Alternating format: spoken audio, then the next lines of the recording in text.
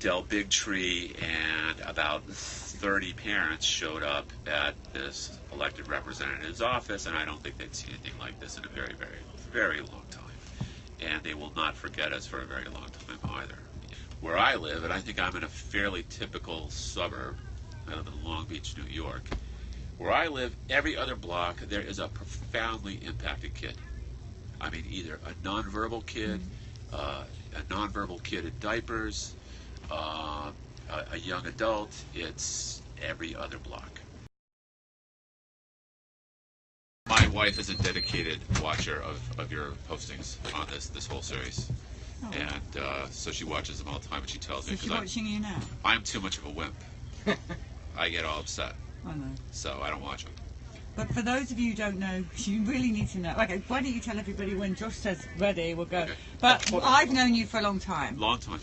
A really long time. Yeah, we are grizzled veterans. We're still here. We're still here. We're still in, like... Many have come and gone. Yeah, yeah. There's still... But I want everyone to know about everything that you do, because it's so important. So when Josh, don't rush, Josh, we're good. Just stay calm. You don't want little Josh freak out. I don't want Josh freaking out. No, that never happens. People have seen Josh freaking out. It's not pleasant. He's a busy guy. He's got a lot to do. I'm glad Dale was of help today. Oh, yeah. He's very, very good at that whole thing. He is. And at a rally or anything like that. Yeah, it'd be really interesting. I'm trying to convince him to set up a political party. I feel like it'd be good. Someone's got to do something, because, guys, not be funny or anything, but you have dodgy things going on in your... Oh, really? Just thought I'd let you know. We've had... Luckily, I don't have a vote. That's all I can say. Yeah, it's just... And it just keeps on getting weirder and weirder and worse and worse. But, you know... It's like... Some kind of weird flare. Well, like coconut oil. Would that be? Might kill you. It's gonna be like the Soviet Union. A crack will appear, and then it's just gonna fall apart. Rolling. Okay. All right. So I know exactly who you are, but I want you to tell everybody watching you exactly who you are and what you do. Okay. My name is John Gilmore, and I am the father of a vaccine-injured son by the name of Luke. He's 16. He's a wonderful kid, very gentle, very big. He's nonverbal, and he has a lot of challenges ahead of him. And he, because of what happened to him, he regressed when he was about a year old. And we were trying to figure out what happened to my son, you know, because part of him disappeared. Describe how he was before. He was, well, it's sort of a complicated story. It's like when he was a year old, he definitely regressed. He, in a short period of time, he had a Hib, Haemophilus influenza B, and a Prevnar and a DTaP. And we had some concerns about his development before that, but after he had that, he developed a high fever. He was sick for a couple of days, and then he was a different kid. And he started the typical kind of symptoms you hear autism parents talking about. It seemed as if he was deaf. He stopped responding to his name. He had a couple words. He lost his words. He would stare out the window. For long periods of time, he would stare at ceiling fans, start flipping toys back and forth. The whole gamut of problems that we run into, and it scared us very, very badly. We did some research. We began to think that maybe this was autism. And then I was actually cleaning out the basement one day, and I had the radio on, and there is a radio host on a public radio station, WNYC, you guys named Leonard Lopate in New York City. He has a son who regressed as a result of an MMR, and he had some people on his show, and they were talking about autism symptoms.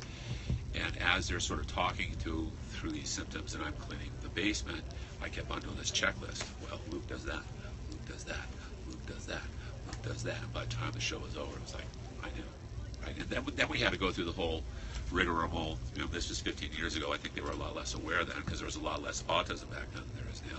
We had to go through the whole procedure of convincing my pediatrician that the kid had a problem, right? Because she didn't really see it, you know. And then we quickly got a new pediatrician.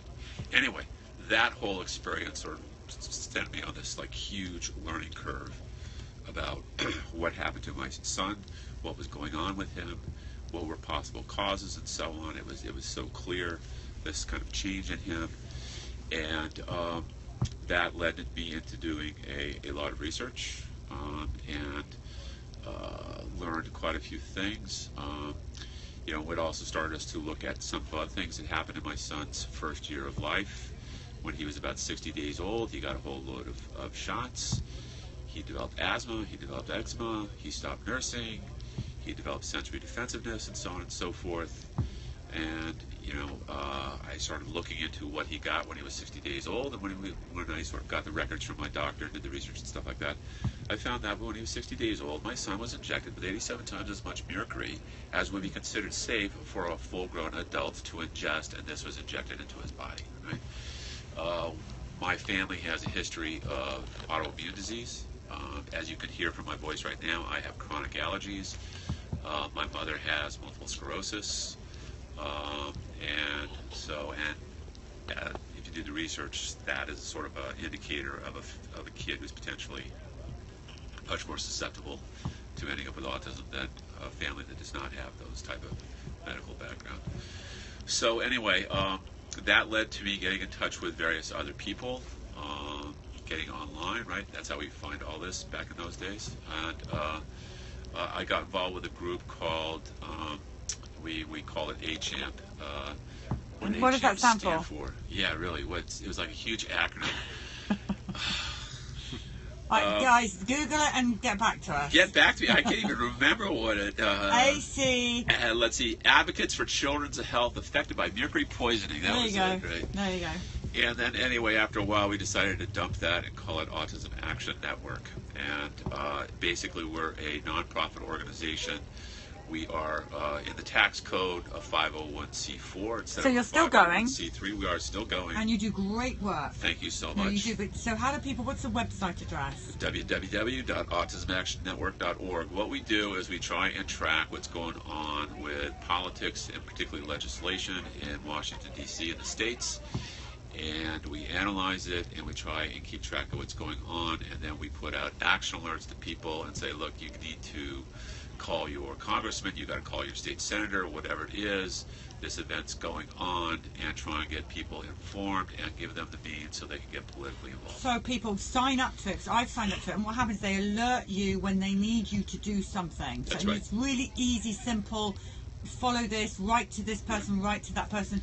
Everything's done for you. So go to that website. It's coming up on the screen now. Go to that website and sign up because these are our friends. We work together. And what we do is just on the basis of where you live, we can tell you who your representatives are, who you have to contact. Tell me about your son today. 16 years old. 16 years old. Yep. He's non-verbal. He's non-verbal. Is he in diapers still, or we? No, fortunately, he's not in diapers. And he doesn't have a he's an easy-going, socially engaged kid. Okay. He likes people. He likes to joke around. Mm. Do you have other?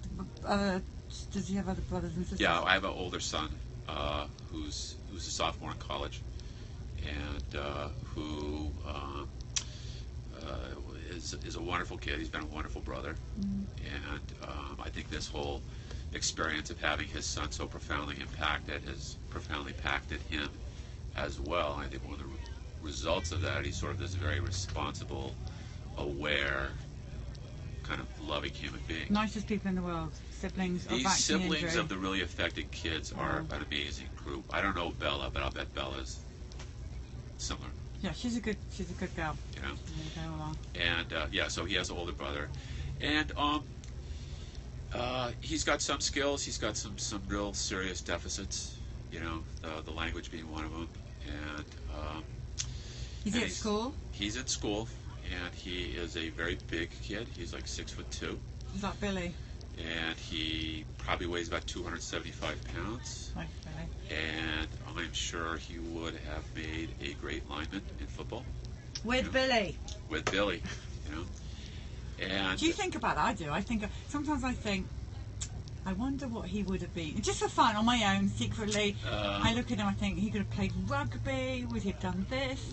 Once in a while, it's like, I'm careful about what I do because I'm such a wimp, right?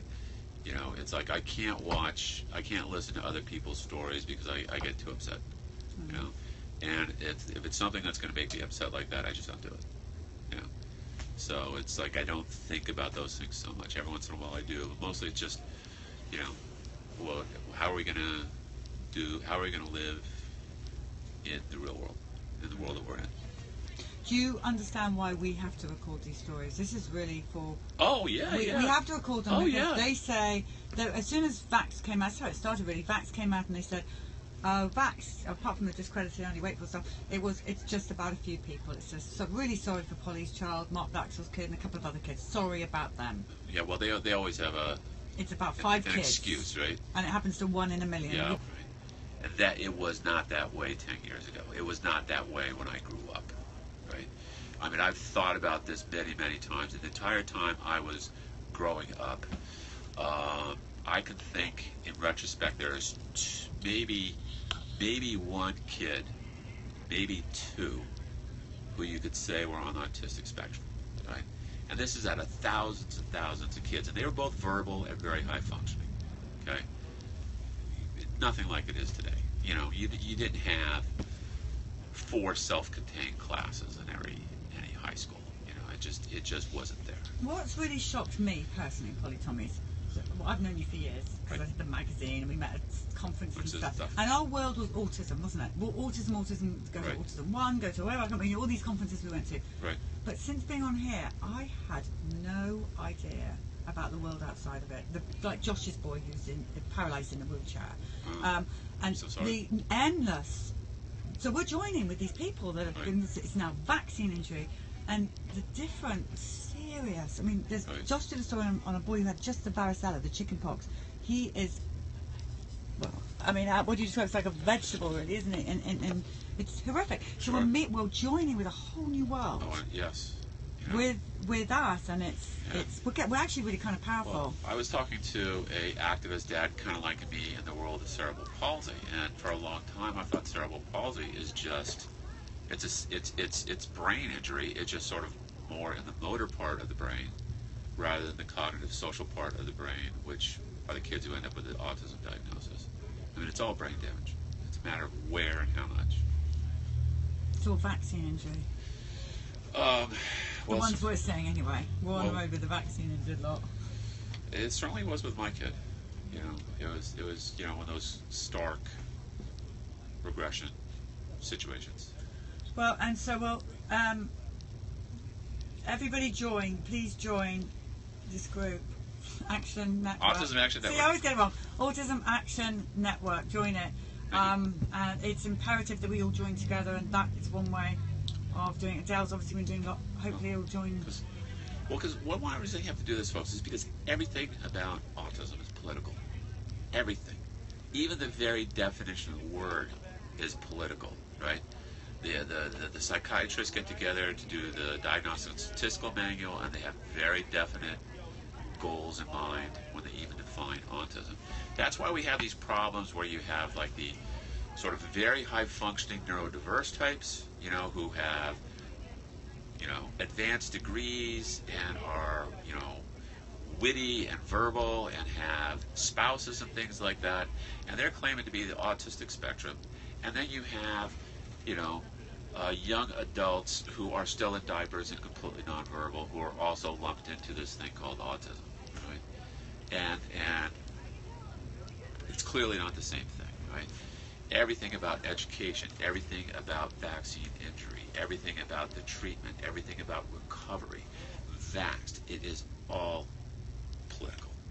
And we have to be engaged in politics to deal with just these immense, immense problems that our families have and our children have. No other way.